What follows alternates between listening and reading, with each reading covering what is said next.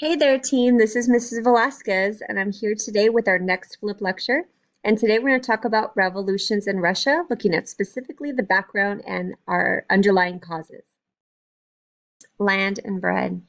These are three key words that are very significant to the beginning of the Russian Revolution. Reminder, we've just finished up our discussion of World War I, in which Russia is seeking peace, looking at to settle a treaty with Germany along the Eastern Front. The people of Russia are also looking for land, which is significantly struggling in terms of lack of land, resources, and poverty. And also looking for bread. In the simplest sense, when we look at Russia at this time period, Russian people in some cases are literally starving.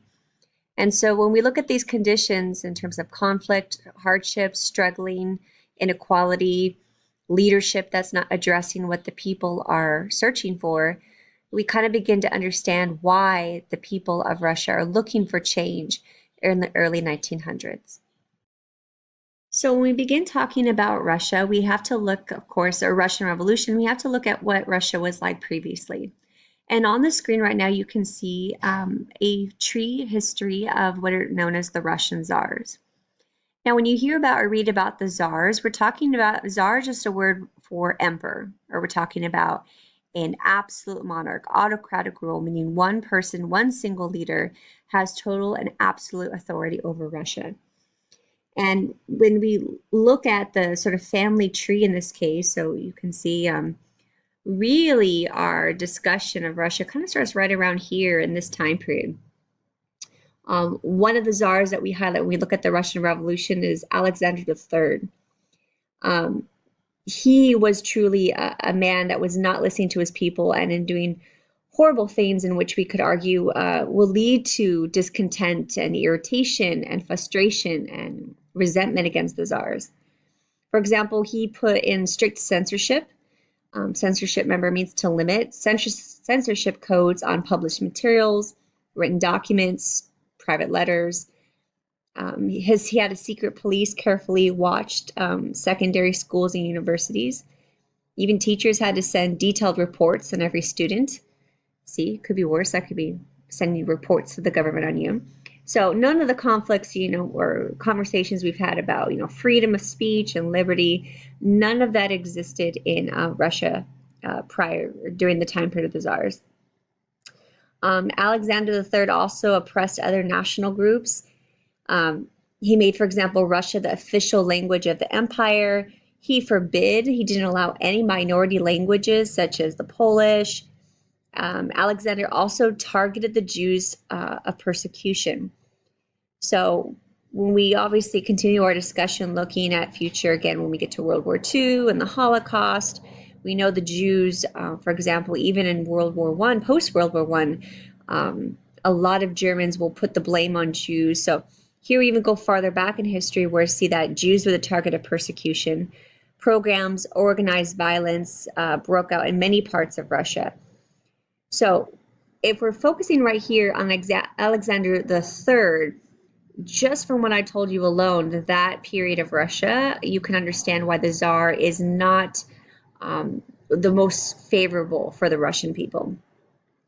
And when Nicholas II became Tsar in 1894, he continued the tradition of Russian autocracy. Unfortunately, it blinded him to the changing conditions of his time. And that's really what I want to pause for a minute. So if we're looking at all of these names on the screen right now, all of them had absolute authority. All of them made, again, total decisions. Some poor ones in this case, but really Alexander II was coming into a modern time period. If you look in those years right now, we're talking the late 1800s to the early 1900s. So the world is changing in Nicholas II's time, and the people of Russia are looking for change as well.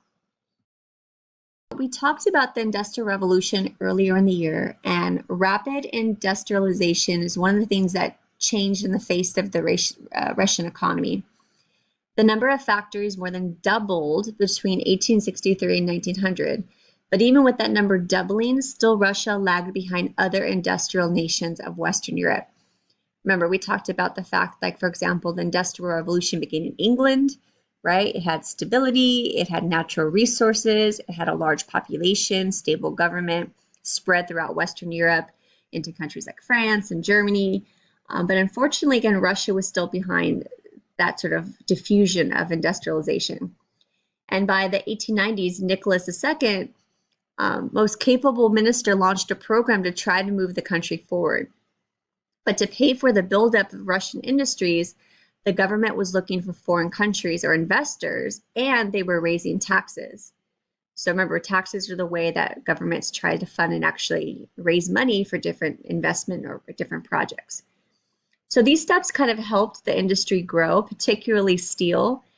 And by around 1900, Russia had become at least the fourth ranking producer of steel. Only the US and Germany and even Great Britain produced more steel. With the help of the British and French investors, work began at the world's longest continuous rail line. It was called the Trans-Siberian Railway. Just for you to take a look right here. So, of course, Russia is a very large country. So that was one of the essential things that Russia at least tried to put in place, was that transportation network. It began in 1891, and the railway was not completed until 1916. And it was a way that it connected European Russia in the west with Russia ports on the Pacific Ocean in the east. Now, the fact that Russia was trying to industrialize so quickly stirred a lot of discontent, a lot of frustration with the Russian people. The growth of factories brought new problems, such as horrific working conditions, miserable low wages, and child labor. So these things shouldn't sound brand new. We talked about sort of the growing pains when we focused again back in England. So the fact that, again, with factory life, if we're looking at a capitalist system where factory owners and investors are looking to exploit workers, they're trying to, again, maximize profit. We thought about or talked about the factors of production, right? To industrialize, you need something, land, you need labor, and you need capital. Talked about things like child labor, and again, those horrific long hour days that the people would go through working in those factories. And in Russia, under the Tsar government, the government even outlawed trade unions. Trying to improve their lives, workers were unhappy with their low standard of living and lack of political power. And that was a very large cause of frustration for the people of Russia. So you can imagine, as a result of these factors, a lot of movements that were looking for change began to sort of grow and compete for power. And a group of viewers of Karl Marx successfully established a following in Russia. And if you look on the screen right now, you can see have a picture of Karl Marx. We also talked about him when we looked at the Industrial Revolution.